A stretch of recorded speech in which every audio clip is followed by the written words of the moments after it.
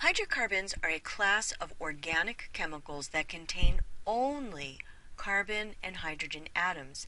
Alkanes are hydrocarbons with only single bonds.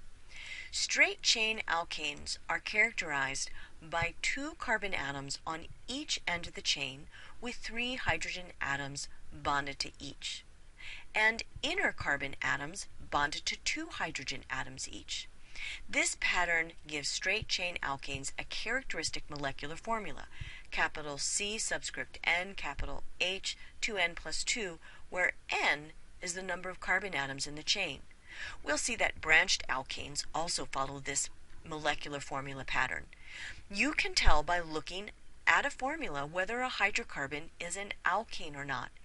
If the formula has N carbon atoms and 2N plus 2 hydrogen atoms, the compound is an alkane.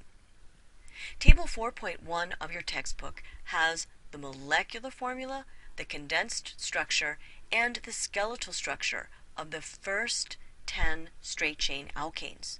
The simplest alkane is methane, which has 1 carbon atom. The next simplest is ethane with 2 carbon atoms. We typically don't draw skeletal structures for these 2 alkanes. Methane would just be a dot and ethane would be 1 line.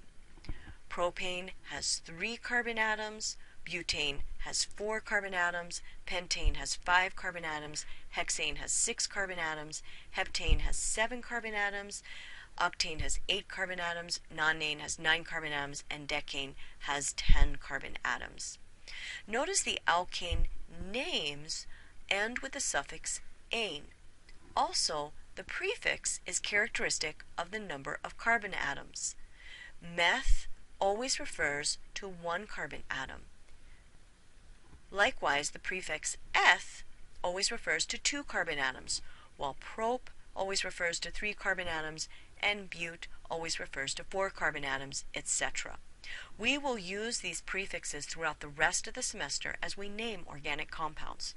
You will be expected to identify the name of straight-chain alkanes based on the number of carbon atoms in the chain, or draw the condensed or skeletal structure of straight-chain alkanes given